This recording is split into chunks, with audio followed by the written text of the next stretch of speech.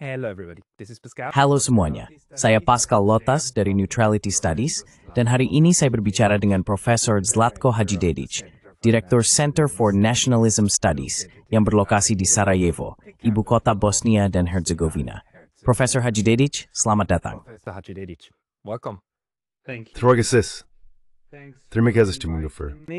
Well, thank you very much for saying yes, because you were pointed out as one of Baik, the specialists terima kasih banyak sudah of- bersedia, well, karena Anda disebut sebagai salah satu spesialis dari, Bosnia, the role of untuk nationalism. membahas peran nasionalisme dalam pembubaran Yugoslavia dan juga dalam politik masa kini.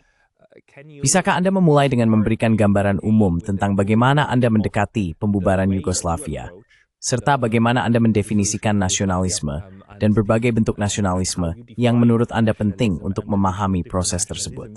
That you think are crucial to understand the process. Well, I have my own approach and I have published it Baik, in saya memiliki my pendekatan sendiri dan saya mempublikasikannya dalam buku saya, in Global Nations and Capital, The Missing Link in Global Expansion, yang diterbitkan oleh Routledge pada tahun 2022. Saya benar-benar berpikir, sejauh yang dapat saya amati, bahwa bangkitnya nasionalisme bertepatan dengan masuknya kapitalisme di bekas Yugoslavia. Orang-orang mengatakan bahwa nasionalisme tertidur, bisa dibilang, dan kemudian tiba-tiba bangkit. Itulah narasi yang biasa. Namun yang bisa saya saksikan, sebagai seseorang yang pernah tinggal di bekas Yugoslavia, adalah bahwa nasionalisme sama sekali tidak relevan sebagai sebuah narasi. Nationalisms were totally irrelevant as a narrative. That's something which in a socialist country was totally Itu adalah sesuatu yang sama sekali tidak relevan di negara sosialis, karena hal itu terutama berkaitan dengan menjadi bagian dari kaum pekerja, telling people that memberitahu orang lain bahwa Anda adalah bagian dari kelas pekerja atau partai komunis, dan hal-hal semacam itu. Itulah narasi-narasi utama saat itu. Tidak pernah ada pembicaraan tentang nasionalisme. Itu bukan sesuatu yang pernah kami bicarakan.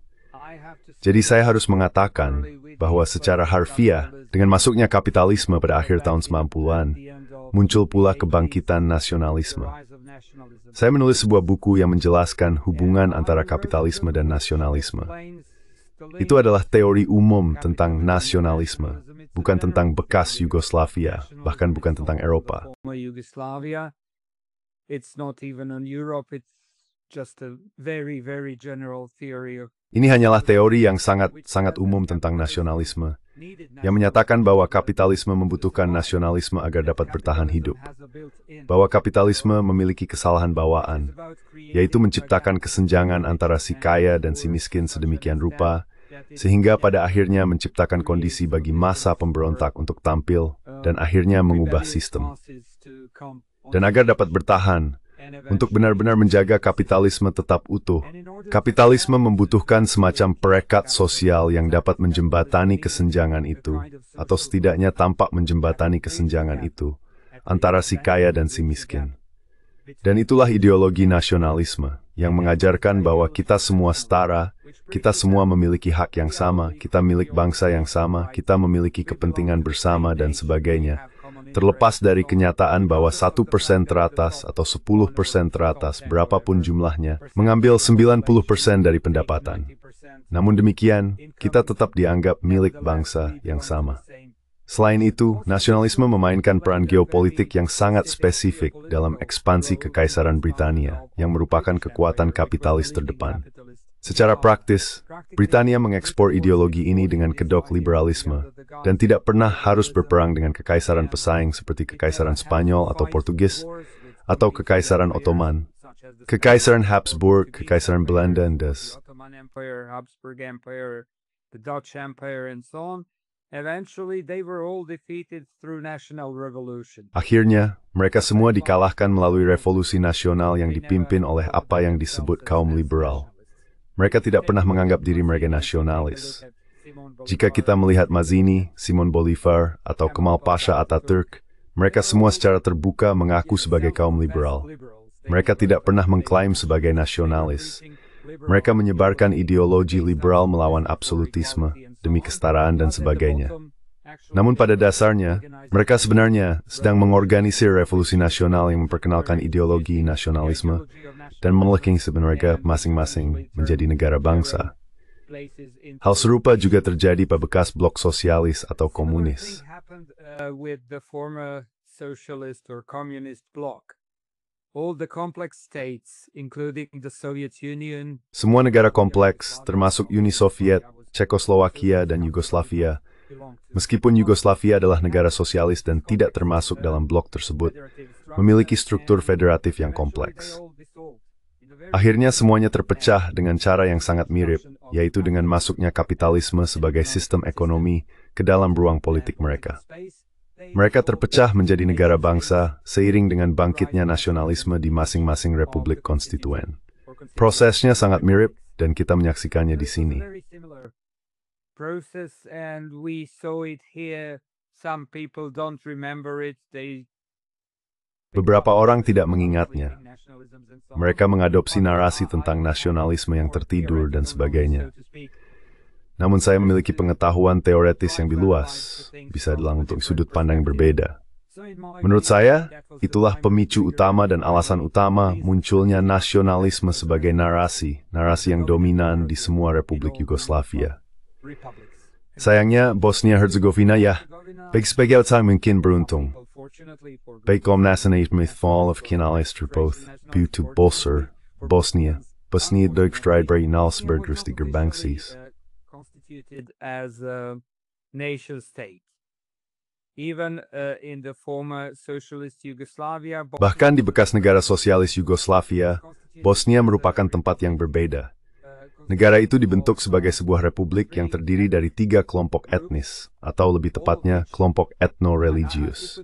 Pada abad ke-19, semuanya berubah dari komunitas keagamaan menjadi komunitas etno-religius. Umat Kristen Ortodoks menjadi orang Serbia, umat Katolik di bawah pengaruh nasionalisme Kroasia dari Kroasia menjadi orang Kroasia, dan seterusnya. Akhirnya, umat Muslim mengadopsi nama Bosniak, yang sebenarnya miling tinggal di Bosnia. Nama itu tidak secara khusus diperuntukkan bagi orang Bosnia. Jadi komunitas keagamaan ini berubah menjadi komunitas etno-religius.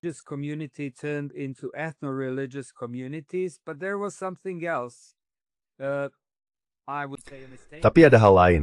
Saya akan menyebutnya sebuah kesalahan. Namun beberapa orang masih belum memperbaiki kesalahan ini. Mereka masih menyebutnya kebangsaan atau bangsa, yang sebenarnya memberi mereka hak untuk menuntut kedaulatan dan mencoba memisahkan diri dari Bosnia. Jadi Bosnia memasuki proses pembubaran Yugoslavia dengan 3 kelompok ini. 2 di antaranya menuntut pemisahan dan berupaya menjadi bagian dari Serbia Raya atau Kroasia Raya. Salah satunya mengklaim membela Bosnia yang utuh. Tetapi sebenarnya, para pemimpinnya juga mempertimbangkan kemungkinan untuk menciptakan negara kecil dan pribadi yang akan menjadi milik eksklusif umat Muslim.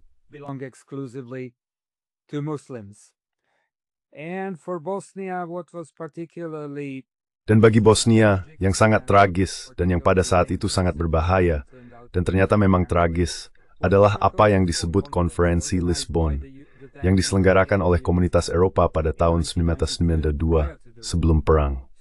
Jadi sebelum perang, Komunitas Eropa mengadakan konferensi ini secara resmi dipimpin oleh diplomat Portugis José Coutinho, tetapi secara efektif dipimpin oleh Lord Carrington, yang juga memimpin konferensi tentang bekas Yugoslavia. Rijke Mesakwawer Thailand Deek Nomni Tiga Tal Hig Neth Ini Nadids, Byings came and Brower for Durus Pete. Mixed all the time for all these centuries, people were living door to door, without. Orang-orang dulu hidup berdampingan, tahu kan, tanpa wilayah terpisah. Lalu muncul gagasan bahwa 3 kelompok ini harus mengatur diri mereka masing-masing ke dalam 3 wilayah terpisah. Menurut saya, itulah hal yang paling penting. Sebagian dari mereka menerimanya dengan antusias, sebagian lagi tidak begitu. Tapi akhirnya mereka semua menerima gagasan itu. Dan kalau menurut saya, itulah pemicu dari semua yang terjadi di Bosnia. Karena kamu tidak bisa menciptakan 3 wilayah terpisah dan terisolasi dari populasi yang bercampur tanpa perang. Kamu butuh perang untuk itu. Dan perang itu sebenarnya terjadi persis seperti yang sudah dinegosiasikan sebelumnya di Konferensi Lisbon. At the Lisbon conference, all the militaries were taking Semua militer mengambil alih wilayah yang sebelumnya telah ditetapkan untuk kelompok etno-religius mereka masing-masing dalam konferensi Lisbon. Jadi komunitas Eropa sejauh-jauhnya adalah pihak yang paling bertanggung jawab atas segala yang terjadi. Tentu saja gagasan-gagasan ini berasal dari diplomasi Inggris. Hal itu perlu saya tekankan. Namun komunitas Eropa pada masa itu dan hingga hari ini, tinshap på twathgangagens förbundsomborgum i Bosnia adalah solusi terbaik.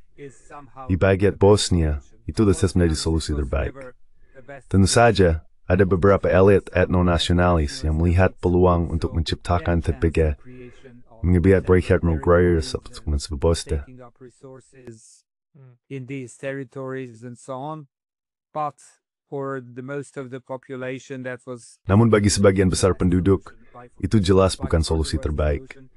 Justru sebaliknya, itu adalah yang terburuk, karena mendorong orang untuk menghitung siapa yang lebih dominan dalam hal jumlah di wilayah ini atau itu. Dan pada akhirnya, timbul ketegangan. Muncul 3 narasi tentang 3 negara kecil terpisah yang perlu dibentuk. Dan akhirnya terjadi perang yang memisahkan ketiga kelompok ini. Dengan bantuan both sword dan Kerfaper dan Giltit Stildefors, sedemikian detusi Swashar, Dal Herzegovina. Of the armies in Bosnia. I mean, what you're explaining here, I think is really. Maksud saya, apa yang Anda jelaskan di sini, menurut saya sangat penting untuk didalami lebih jauh. Tapi Anda mengatakan sesuatu 5 menit yang lalu, yang cukup menarik bagi saya. Anda mengatakan bahwa kebangsaan-kebangsaan ini, cara orang melihat diri mereka sebagai bagian dari satu kelompok atau kelompok lain, bukanlah cara orang memandang diri mereka sendiri pada abad ke-19 atau sebelumnya. Karena bagi saya, hal itu selalu jelas. Orang Serbia masih Kristen Ortodoks, orang Kroasia peranut Katolik, dan Bosnia penduduk Muslim. And the Bosniaks are the Muslim population, and that they in different periods. Dan bahwa mereka, pada periode yang berbeda, kamu tahu, orang-orang yang berbeda memiliki kekuasaan atas hal itu, atas konstruksi tempat mereka hidup. Karena sebelum Yugoslavia sosialis, ada kerajaan Yugoslavia. Sebelumnya wilayah itu pada dasarnya merupakan bagian dari Kekaisaran Habsburg, dan kekuasaannya berpindah tangan. Kesultanan Utsmaniyah juga berperan, bukan? Nimpushchev Tasis, gagasan ng kelompok kinithroid, bagian penumpiang broads, the tumatidath. Is a scary thing is doing at Zefman Thord or Punima. As in 150 years max. Yes, that's true. You can. Ya, itu benar. Kamu bisa memeriksanya jika kamu melihat program Serbia Raya yang disebut Nacertani J oleh Ilija Garašanin. Di sana ia menyebut semua orang Bosnia sebagai orang Bosnia beriman Ortodoks, beriman Latin, dan beriman Muhammad. Dan ia mencoba mempertimbangkan kelompok mana yang lebih mudah diubah menjadi kebangsaan Serbia, menjadi identitas nasional Serbia. Ia berkata, tidak akan sulit dengan saudara-saudara kita yang beragama Kristen Ortodoks. Kita cukup mengirim para imam dari Serbia ke sana untuk memberitahu mereka bahwa mereka adalah orang Serbia. Mereka akan menerimanya. Dan memang mereka melakukannya. Karena Bosnia sebelumnya berada di bawah mandat Patriarkat Pusat di Konstantinopel. Tetapi Gereja Ortodoks Serbia membeli mandat itu dari Patriarkat Ekumenis di Konstantinopel. Tepat setelah Nacertani, Kitab Islam Board Terns. Sometime around 1850s. And they started sending priests from Serbia. Dan mereka mulai mengirim para imam dari Serbia. Dan mereka berkhotbah persis tentang hal itu, bahwa mereka semua adalah orang Serbia. Sejak saat itu, bagi mereka, Kristen Ortodoks dan Serbia menjadi hal yang sama. Hal yang sama terjadi dengan umat Katolik. Para nasionalis Kroasia yang sudah bangkit pada abad ke-19 melakukan hal yang hampir sama dengan para imam mereka dan seterusnya. Jadi, umat Muslim tetap dikenal hanya berdasarkan nama agama mereka sampai tahun 1993 ketika diadakan semacam, dewan, bisa dibilang para pemimpin Muslim. Itu bukan sesuatu yang memiliki arti luas. Sebenarnya itu adalah pertemuan setengah rahasia ketika mereka memutuskan untuk mengubah nama dari Muslim menjadi Bosniak. Namun sebenarnya, nama Bosniak milik semua orang Bosnia. Itu hanyalah bentuk arkais dari abad ke-19. Bosnians, it is just an archaism from the 19th century. It's just also the name Kau tahu, ini hanya juga konvensi penamaan yang kita gunakan terkadang sangat membingungkan karena kita menggunakan istilah yang sama untuk merujuk pada konsep yang berbeda. Termasuk tentu saja fakta bahwa kita memiliki sebuah negara yang biasanya kita sebut Bosnia, padahal seluruh negara itu sebenarnya adalah Bosnia dan Herzegovina. Ada bagian Bosnia dan bagian Herzegovina, bukan? Dan terkadang kita memiliki orang Bosnia yang merujuk hanya Historically, it used to be Bosnia, Secara historis, dulu itu hanya disebut Bosnia, tahu kan? Herzegovina baru ditambahkan pada Kongres Berlin tahun 1978. Saya akan mengatakan bahwa hal itu terjadi di bawah pengaruh kaum nasionalis Serbia. Karena gagasan mereka bahwa identitas orang Bosnia harus dipecah menjadi dua agar lebih mudah ditaklukkan. Setidaknya dalam hal narasi yang datang dari Serbia. Jadi di bawah pengaruh mereka, Kongres Berlin memperkenalkan Herzegovina ini. Pemosa secara historis, bahas Boweries sebagai wilayah dari Bosnia. Sebelumnya di Davidis Roja dianggap sebagai baik Jew seperti Krajina, seperti Posavina, Thebon. Like Krajina, like Posavina, or whatever. The other thing that you said that I think is so important. hal lain yang Anda katakan, yang menurut saya sangat penting, adalah memahami bagaimana hal itu terjadi. Seorang teman dekat saya dari Kosovo yang berasal dari Serbia pernah menunjukkan sesuatu, dan Anda juga menyinggung hal itu, bahwa berbagai etnis, kebangsaan, dan agama yang berbeda hidup berdampingan, tidak hanya di wilayah terpisah, tetapi benar-benar rumah ke rumah. Itulah sebabnya perang menjadi begitu luar biasa berdarah. Bukan tentang wilayah yang bisa dipisahkan dengan jelas, tetapi tentang orang-orang yang telah hidup berdampingan, hingga akhirnya hal itu tidak lagi berhasil. Dan proses ini, dari menjadi tetangga yang tidak memiliki masalah satu sama lain, hingga menjadi tetangga yang mengangkat senjata untuk saling berperang. Menurut Anda, apa yang menyebabkan hal itu terjadi selama bertahun-tahun? Apa yang meledakkannya? Apa yang menghancurkan kohesi sosial itu? What blew the social cohesion up? It's not about social cohesion, Ini bukan tentang kohesi sosial, tahu kan? Maksud saya, pada akhirnya memang menjadi soal kohesi sosial, tapi awalnya dimulai dengan agresi militer yang jelas oleh Serbia. Hal yang sama terjadi di Bosnia seperti di Kosovo. Tentara Yugoslavia ternyata menjadi instrumen kebijakan Serbia Raya, dan mereka sebenarnya berusaha memperluas Serbia Raya melalui wilayah yang mereka taklukkan. Pertama di Kroasia, lalu di Bosnia. Maksud saya, mereka berperang dalam satu perang palsu di Slovenia, bukan perang sungguh. Mereka sedang mundur dari Slovenia. Tapi mereka isu menduduki beberapa Kroasia ke Kroasia 91. Pengkemampuan mereka bersiap untuk konflik di Tuik naik setelah itu, dan sebagainya. For the conflict in Bosnia, they were occupying territories and so on. Yugoslavia used to have Yugoslavia dulu memiliki sistem yang mirip dengan sistem Amerika dalam hal militer. Setiap republik memiliki garda nasionalnya sendiri, seperti di Amerika Serikat, di mana setiap negara bagian memiliki garda nasional masing-masing. Setiap republik memiliki apa yang disebut pertahanan teritorial, yang dibentuk khusus untuk menghadapi kemungkinan atau potensi agresi dari tentara pusat. Yang terjadi di Bosnia adalah bahwa tentara Yugoslavia sebenarnya mengambil semua senjata dari pertahanan teritorial 1 tahun sebelum perang, sehingga mereka dilucuti. Mereka yang seharusnya membela Bosnia dari tentara Yugoslavia akhirnya tidak memiliki senjata.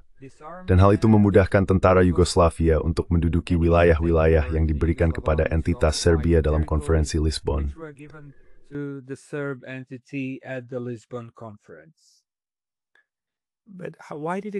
Tapi mengapa semuanya bisa sampai seperti ini sejak awal? Maksud saya, biar saya tanyakan dengan cara lain. Mengapa Yugoslavia di bawah Tito bisa berfungsi lalu tidak lagi katakanlah 8 tahun setelahnya meninggal?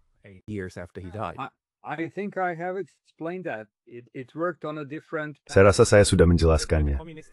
Itu bekerja dengan pola yang berbeda. Pola komunis, atau lebih tepatnya sosialis. Nasionalisme tidak relevan, bukan? Itu bukan cara untuk naik secara sosial. Anda harus melihat semua hal ini secara sangat pragmatis, bisa dibilang begitu. Orang biasanya mengelompokkan diri mereka berdasarkan kepentingan murni. Kadang-kadang agama berperan, jadi ada sedikit perilaku irasional di situ. Tetapi, sebagian besar mereka mengelompokkan diri berdasarkan kepentingan murni. Jika Anda bisa naik secara sosial dengan menjadi anggota Partai Komunis, dan dengan mengklaim persaudaraan serta kesatuan sebagai nilai tertinggi, maka Anda akan menjadi anggota Partai Komunis dan mempromosikan persaudaraan serta kesatuan. Karena itulah pola kenaikan sosialnya. Because that's a pattern of social promotion. If you suddenly wake up in a system Jika tiba-tiba Anda terbangun dalam sebuah sistem yang mengatakan tidak, mulai sekarang partai-partai etno-religius akan menjadi yang dominan. Dan cara untuk naik secara sosial adalah dengan menjadi bagian dari 3 partai ini. Maka seketika mayoritas penduduk akan mengklasifikasikan diri mereka sesuai garis tersebut. Jadi tidak ada yang irasional tentang hal itu. Itulah kunci cara kaum nasionalis beroperasi. Itulah kunci cara kaum komunis beroperasi. Setiap systems like Sun 82 Bright got sword, and every some and Thanen Pope Sep Gray. Yang ingin bertiga juga tog zeg stamp tu, with a kid gan, dithak Sun Joik sa susil. Al Nevers versi Camp Retolik sesisi sa stang domini pada saat itu. along the lines which are dominant at the moment. But in both cases, the Soviet Union and Yugoslavia. Namun, dalam kedua kasus, Uni Soviet dan Yugoslavia, kita telah melihat bagaimana para nasionalis muncul dari struktur komunis. Bukan. Boris Yeltsin adalah seorang komunis. Begitu juga dengan pemimpin Kroasia Tudjman. Tudjman adalah seorang pemimpin komunis Yugoslavia. Jadi bagaimana perubahan itu kemudian terjadi dalam masyarakat yang beralih dari satu sistem promosi ke sistem promosi yang bersifat nasionalis? From one system of promotion to the nationalist system of promotion. Well, it usually happens with Nah, hal itu biasanya terjadi karena pengaruh dari luar. Jika ada tekanan kuat, seperti yang kami alami di bekas Yugoslavia, untuk memperkenalkan kapitalisme, seperti yang akhirnya juga terjadi di Uni Soviet, untuk memperkenalkan kapitalisme, maka kita melihat orang-orang beralih ke pola-pola yang dipromosikan oleh sistem kapitalis, dan mereka menyadarinya. Pihak pertama yang menyadari hal-hal seperti ini adalah mereka yang paling dekat dengan sumber kekuasaan, kaum komunis. Dalam hal ini, mereka lebih dekat dengan sumber kekuasaan, dan mereka lah yang pertama mengenali perubahan dalam permainan. Begitu mereka menyadari adanya perubahan permainan, perubahan pola, mereka langsung beralih ke pihak yang menang. Mereka meninggalkan pihak yang kalah dan beralih yang menang. the losing one and they turn towards the winning one. The same happened, after the Second World War when Hal yang sama terjadi, tahu kan, setelah Perang Dunia Kedua dan pengambil alihan oleh kaum komunis. Begitu banyak orang yang sebelumnya bukan komunis tiba-tiba menjadi komunis, karena itulah cara untuk naik secara sosial. Kamu merasakan perubahan itu, lalu ikut arus. Sebelum Perang Dunia Kedua, hanya ada sekitar 3.000 komunis di Yugoslavia. Pada akhir proses itu, katakanlah pada tahun 1980-an, jumlahnya lebih dari 1 juta. Bisa saja dikatakan itu karena pengaruh tekanan atau ideologi, tapi tidak, itu pola promosi sosial seperti itu. Jika kamu ingin diakui di masyarakat, mendapatkan pekerjaan, posisi, atau kan menjadi politisi, maka kamu menjadi komunis. be a politician even, then you become a communist. So many people turned out to be Begitu banyak orang yang ternyata menjadi komunis hanya karena hal itu, the same thing bukan happened karena with keyakinan yang mendalam. with Hal yang sama terjadi dengan nasionalisme. turned Dengan masuknya kapitalisme, mereka beralih ke nasionalisme sebagai cara untuk naik secara sosial. Dan itu juga menjadi jalan mudah bagi mereka yang berhasil di dalamnya, mereka yang lebih dekat dengan sumber kekuasaan, untuk mendapatkan banyak sumber daya ke tangan mereka selama proses privatisasi. Hal itu terjadi di Uni Soviet, di Yugoslavia, di Cekoslowakia, di semua negara bekas komunis. Terjadinya memang seperti itu. Mereka yang paling dekat dengan sumber kekuasaan, para komunis, menjadi kapitalis terkemuka, atau anak-anak maupun kerabat mereka menjadi pemilik pabrik-pabrik dan industri yang sebelumnya dimiliki negara. factories and the industry as a whole. Which Yurhangtsinya tentang oligarki yang sangat dekat. Yes. Ya. Because money then also buys. Dari satu batter oligarki lainnya. So you change Temistuisa tinelen per Persian sistem ekonomi. economic system. So, in your studies of nationalism, especially in the context Jadi, of the- dalam studi Anda tentang nasionalisme, Yugoslavia and- terutama dalam konteks Yugoslavia dan sekarang negara-negara Balkan, bagaimana pandangan Anda tentang apakah ada saat di mana nasionalisme sebenarnya dapat memainkan peran yang sehat, bisa dibilang, dalam suatu masyarakat? Ataukah kekuatan-kekuatan ini selalu cenderung mengarah pada militerisasi, pengucilan, dan kekerasan massal? and to ostracization and to mass violence? Well, I would rather put it this way. You have no other. Begini aja, kamu tidak punya pilihan lain. Dunia kapitalis adalah dunia negara bangsa. The only way for survival- Satu-satunya cara untuk bertahan hidup adalah menjadi negara bangsa. You are Swiss.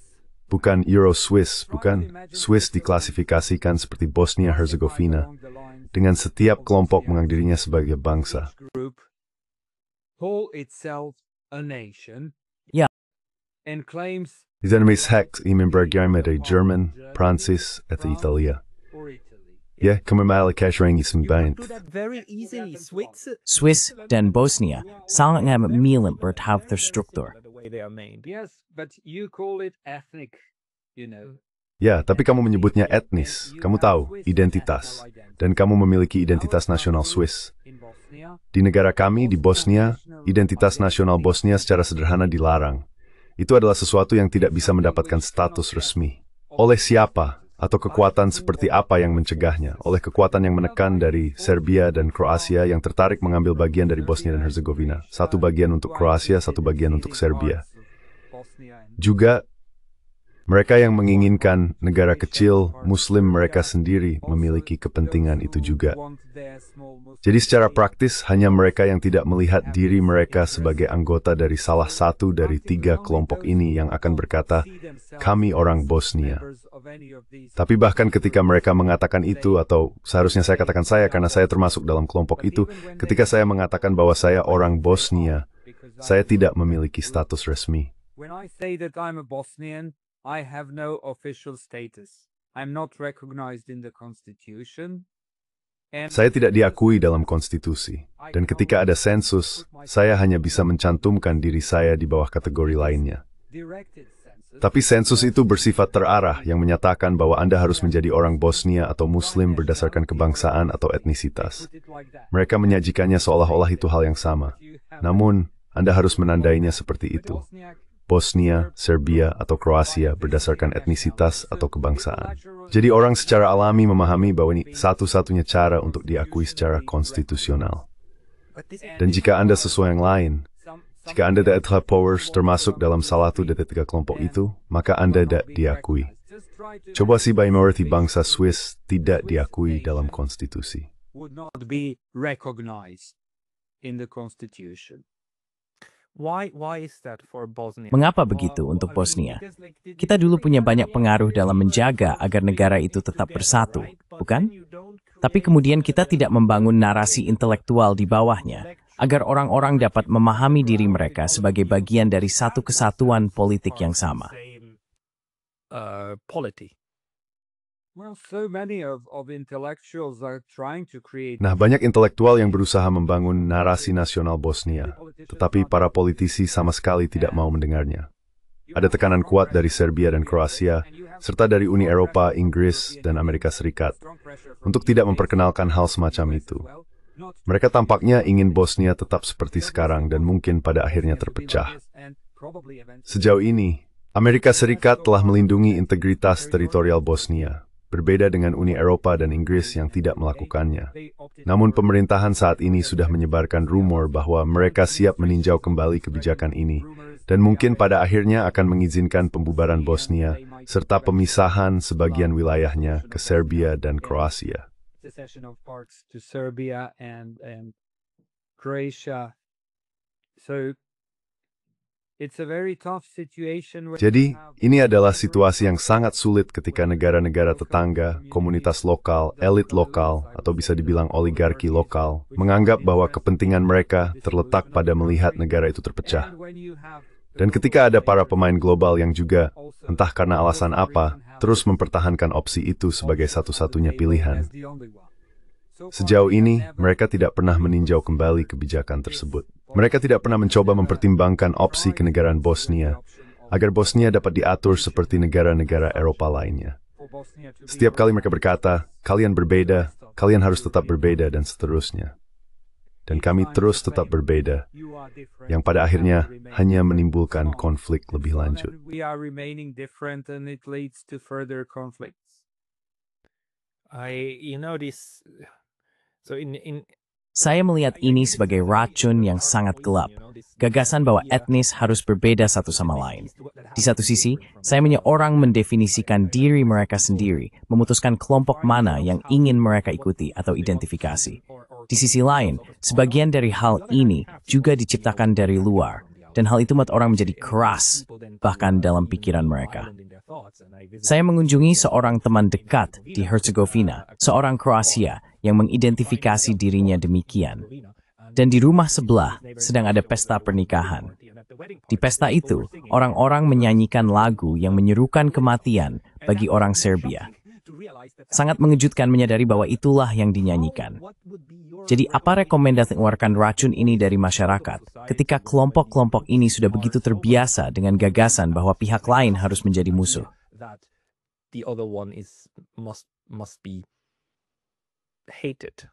Well, I would say it is not so difficult. Ya, saya akan mengatakan bahwa itu tidak terlalu sulit.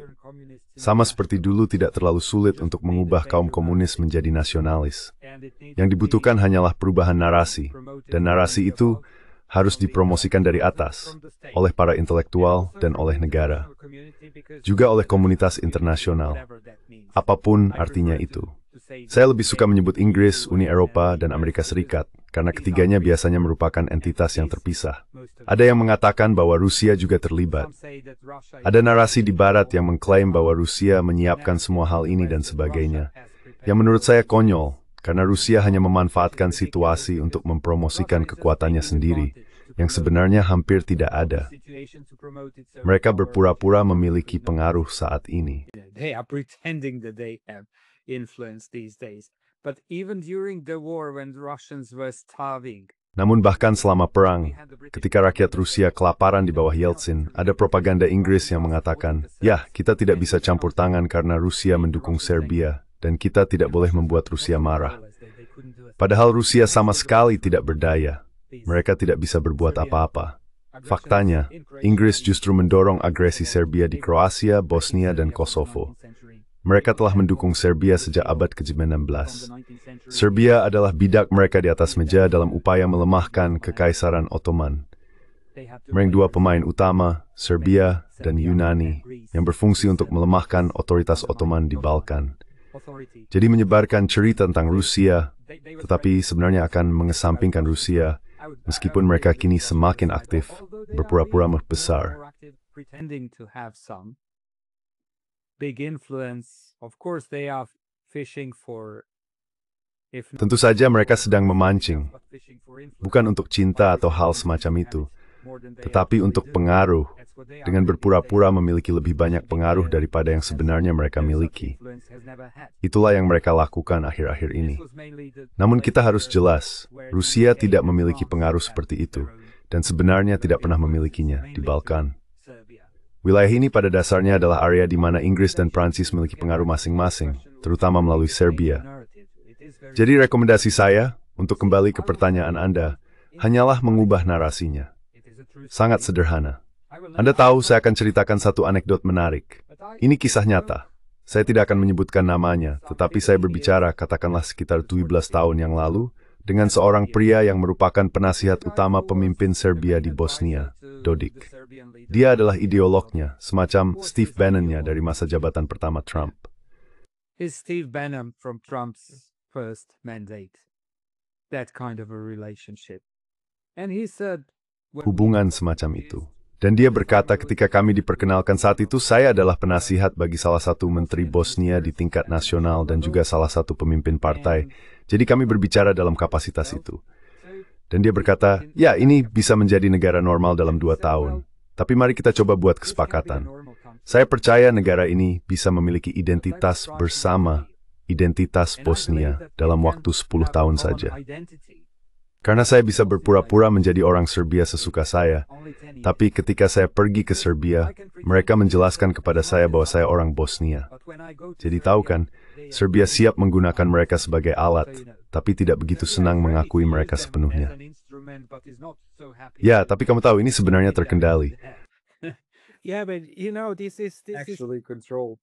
this is very important. I mean, people define Ini themselves sangat as penting. negative. Maksud saya, orang sering mendefinisikan diri mereka secara negatif.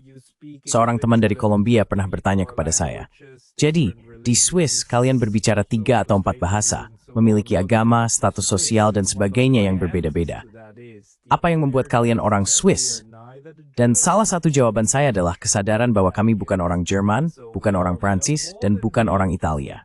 Jadi kami lebih dari bersedia untuk tetap bersama dan saling menyebut diri kami orang Swiss dengan menyadari bahwa hal itu sebenarnya yang menyatukan kami, sesederhana itu. Dan kami bahkan berbicara bahasa yang sama, meskipun hal itu masih diperdebatkan. Maksud saya, bahkan nama bahasanya pun masih diperdebatkan. I mean, even the name of the language is contested.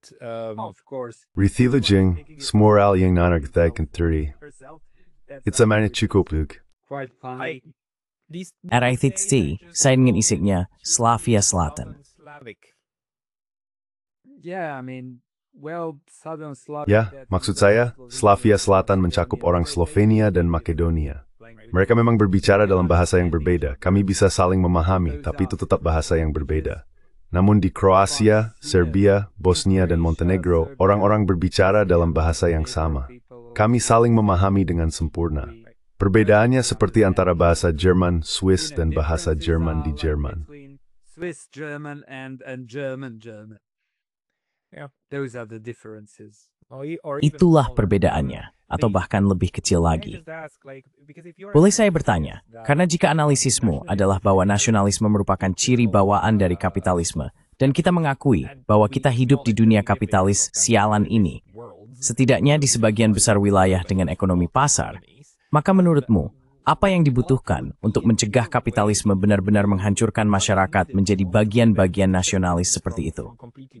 Seperti kamu tahu, kami tuh kerstap anti mau nopor, ukmet distem zetiniming imaginary. In order to prevent that part of capitalism from then eating up itself. Yeah, but now that has been actually eliminated. Ya, tapi sekarang hal itu sebenarnya sudah dihapus, dan kita sedang memasuki fase hiperkapitalisme. Saya khawatir proses tandingannya sudah berjalan, dan kita tidak bisa berbuat banyak pada titik ini. Kamu tahu orang-orang seperti Donald Trump, Viktor Orban, Erdogan, dan sebagainya. Mereka bukan kebetulan. Ini adalah bagian dari kecenderungan umum, bagian dari kecenderungan hiperkapitalisme, untuk memperkenalkan sesuatu yang saya sebut bukan populisme, seperti sedan orang lain, tetapi nasionalisme otoriter, karena prinsip-prinsip demokrasi sedang dihapus untuk memberi jalan bagi prinsip-prinsip otoriter. Itulah yang sebenarnya terjadi di sebagian besar negara, bukan hanya di Eropa atau AS, tetapi di seluruh dunia. Not only in Europe or the US, it is happening around the world. And I strongly believe, I'm afraid, Dan saya sangat yakin, saya khawatir, bahwa kita akan mengalami 30 tahun ke depan dari hiperkapitalisme yang berpadu dengan nasionalisme otoriter. Dan kita akan melihat nasionalisme yang jauh lebih kuat daripada yang pernah kita miliki, sesuatu seperti tahun 1930-an di Eropa. Saya tidak akan menyebutnya fasisme, karena fasisme itu tidak menjadikan hiperkapitalisme sebagai acuannya.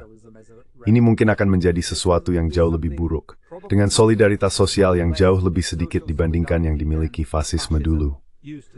Prioritasnya akan menjadi mempromosikan para oligarki sejati, 1% teratas, atau bahkan 0% teratas orang-orang terkaya, dan mengubah negara menjadi properti pribadi. Transformation of the states into private property.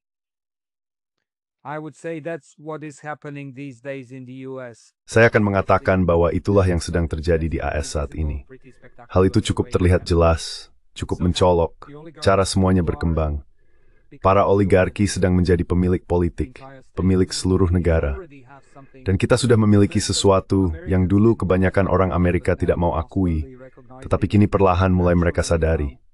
Kekuasaan yudikatif dan legislatif sudah dihapuskan, Sekarang hanya ada kekuasaan eksekutif yang terkonsentrasi di beberapa tangan. The Nagorsk, Hegorge, Greystev, subtingil sih. The state as they used to have according to their constitution. But under your interpretation of how nationalism Namun, works, this would menurut penafsiranmu tentang cara kerja nasionalisme, hal ini juga secara alami akan memicu semangat nasionalistik yang lebih besar lagi. wouldn't that mean Dan that bukankah itu berarti hal tersebut sesuai dengan apa yang diprediksi Marx? it has Itulah inti dari apa yang akan meledakkan sistem itu sendiri. blow up this Karena apa yang terjadi pada Yugoslavia mungkin juga akan terjadi pada masyarakat lain di Eropa dan bahkan Amerika Utara. other societies in Europe and even North America. Well, Yugoslavia is sold as a Ya, ideologically communist. Yugoslavia dijual sebagai negara yang secara ideologis komunis. Whether capitalism can Hal yang sama terjadi pada Uni Soviet. implode Kita belum tahu apa kapitalisme bisa larut atau runtuh, tetapi apa yang terjadi setelahnya masih merupakan sesuatu yang belum diketahui. predicted that capitalism would Saya ingin mengingatkan bahwa Karl Polanyi misalnya memprediksi bahwa kapitalisme pada akhirnya akan menghancurkan dirinya sendiri justru karena mekanisme yang merusak diri yang dimilikinya. plays the role. Saya, bisa dibilang, merevisi teorinya dengan mengatakan bahwa nasionalisme berperan dalam benar-benar mengubah seluruh hierarki sosial dengan cara yang menampilkannya sebagai masyarakat yang setara. Dan hal itu berfungsi sebagai semacam perekat sosial, bukan perekat global, belum. Ini adalah sesuatu yang menjadi ciri khas kapitalisme klasik. What's characterizing classical capitalism? Now, with a new form of Sekarang dengan bentuk kapitalisme baru ini, sebut saja hiperkapitalisme atau we have apapun, something which I would kita memiliki sesuatu yang lebih tepat saya sebut nasionalisme otoriter. more nationalism. Ini berarti lebih banyak nasionalisme. Dan itu berarti nasionalisme akan tetap membuat kapitalisme bertahan. I don't think Saya tidak berpikir kapitalisme akan runtuh di tingkat sosial karena meningkatnya nasionalisme. nationalism. Lebih banyak nasionalisme akan berarti lebih banyak kohesi dalam masyarakat, lebih banyak homogenitas, dan sebagainya. Kapitalisme hanya bisa runtuh karena alasan ekonomi, karena gelembung-gelembung yang diciptakannya dan hal-hal semacam itu yang dapat menyebabkan kehancuran. Namun selain itu, pengungkit yang digunakannya ini, yaitu nasionalisme otoriter, adalah sesuatu yang akan menjaga kapitalisme tetap bertahan dengan sempurna selama 30 tahun ke depan. Will perfectly preserve capitalism for the next 30 or more years. Itu membuat Mopongdi bahwa kita sebenarnya membicarakan dua fenomena. Yang pertama adalah nasionalisme otoriter, yang sebenarnya merupakan nasionalisme pemersatu yang menyija sistem tetap utuh. Yang lainnya as nasionalisme yang meledak. Nationalism that blew up the Yugoslavia and the Soviet No, I don't Union, think like so. Yugoslavia dan Uni Soviet, saya rasa tidak begitu. Masing-masing dari mereka mempertahankan beberapa bentuk yang sudah direncanakan. Kamu tahu di Bosnia hal itu bersifat destruktif karena sebenarnya dimaksudkan untuk menjaga agar Serbia Raya tetap utuh. Kami sama sekali tidak memiliki nasionalisme Bosnia. Saya baru saja menjelaskan itu. Itulah sebabnya Bosnia terpecah, karena adanya nasionalisme yang dimaksudkan untuk membentuk entitas Serbia Raya dan Kroasia Raya. Rekzakianer sejabat Getsemain Blast. Which were projected in the 19th century already. So nationalism always plays a homogeneous. Jadi nasionalisme selalu memainkan peran yang menghomogenkan. Hanya saja, nasionalisme yang didasarkan pada prinsip-prinsip demokratis tidak lagi berlaku bagi masyarakat yang terpapar hiperkapitalisme, hipereksploitasi, hiperekstraksi, dan hipermanipulasi jika mau dalam konteks keuangan. Untuk jenis kapitalisme seperti itu, kita memerlukan nasionalisme otoriter, di mana prinsip-prinsip demokrasi secara sederhana dihapuskan. Namun, nasionalisme terumate is dexagro ulhebberful, sementemizing before eksploitasinya. Is a skade zindegs sederhana. Exploits it. To put it in the simplest terms. yeah, but there's still something Ya, tapi masih ada sesuatu yang tidak aku mengerti. Mengapa ada nasionalisme tertentu yang bisa menjaga kelompok besar tetap bersatu, sementara nasionalisme lain justru membuat kelompok besar itu terpecah menjadi kelompok-kelompok yang lebih kecil? balkanizing the larger groups into smaller groups. Well, it all depends on the narratives which are being adopted. Semuanya bergantung pada narasi yang diadopsi. Itu tergantung pada siapa yang mendukung siapa di tingkat geopolitik. Siapa yang menginginkan negara-negara kecil, siapa yang menginginkan negara-negara besar, dan seterusnya. Pada akhirnya, ada interaksi antara kekuatan-kekuatan besar yang sebagian besar waktu justru mendorong negara-negara kecil untuk semakin terpecah, sementara mereka sendiri tetap menjadi entitas yang semakin besar. Jadi, itu semacam logika geopolitik yang alami. Jika kita melihatnya melalui lensa ini, permainan kekuatan besar pada akhirnya menentukan struktur geopolitik dunia. Sayangnya, memang begitu adanya, dan para pemain kecil selalu menjadi pihak yang kalah. Mereka yang terpecah belah. Saya percaya hal itu sangat benar. Dahulu, Irak adalah negara yang sangat kuat di bawah Saddam. Apa yang tersisa darinya sekarang? Beberapa nasionalisme yang saling bersaing. Ya, hal sama setuju Froth. The same thing happened with Syria, the same thing happened with Libya. Hal yang sama terjadi dengan Libya dan dengan Yugoslavia. Bahkan hal itu masih terjadi dengan Bosnia, sayangnya. Jadi semuanya tergantung pada jenis proyeksi geopolitik yang telah dibuat.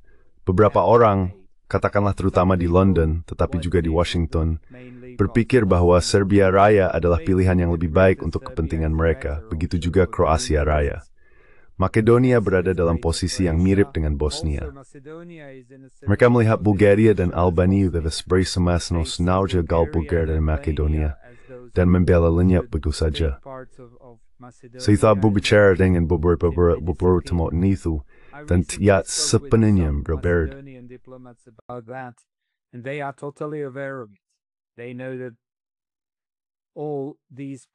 Mereka tahu bahwa semua masalah yang diciptakan Yunani tentang nama dan sebagainya hanya dimaksudkan untuk membuat mereka menunggu sesuatu terjadi.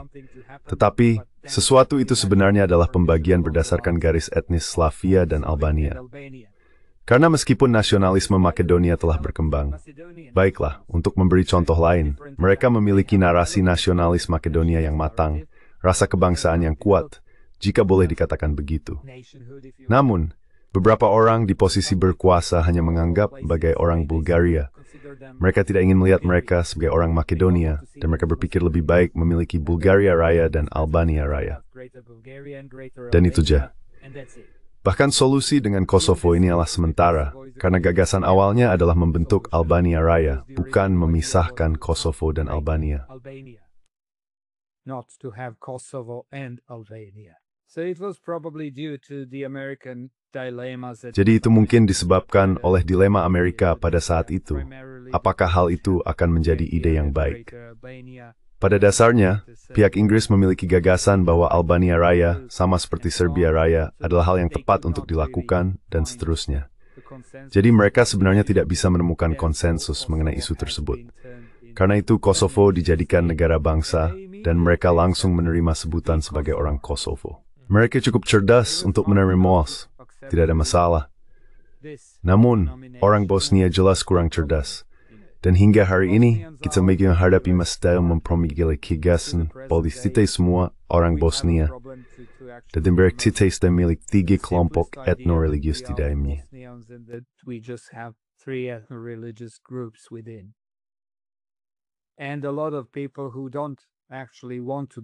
Dan banyak orang sebenarnya tidak ingin menjadi bagian dari salah satu dari 3 kelompok ini.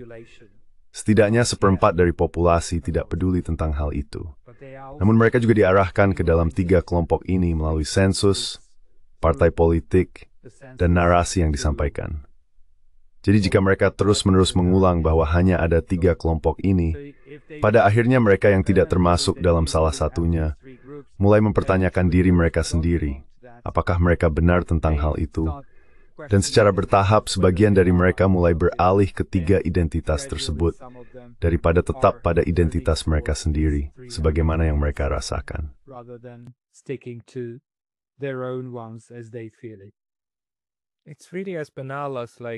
Itu sesederhana kotak centang pada sebuah kuesioner. Jika kotak centang keempat tidak ada, maka identitas keempat terhapus, atau identitas yang menyatukan. Profesor Haji Dedić, bagi orang-orang yang ingin membaca lebih banyak tulisan Anda, kemana mereka harus pergi? Apakah tempat di mana Anda secara rutin menerbitkan tulisan-tulisan Anda? I was publishing my writing. Saya telah menerbitkan tulisan-tulisan saya di situs web nationalismstudies.org, tetapi saya sangat menyarankan agar mereka membaca buku saya, Nations and Capital, The Missing Link in Global Expansion, yang diterbitkan pada tahun 2022 oleh Routledge di London dan New York. Routledge in London and New York. I will put the link. Saya akan menaruh bertumpu dan juga ke nationalismstudies.org di deskripsi video ini di bawah. Teman-teman semua, silakan dapat scoring selain bukunya. Professor Hajidej, that is illustrated with this that's my ring. Thank you. Rengay Stormore.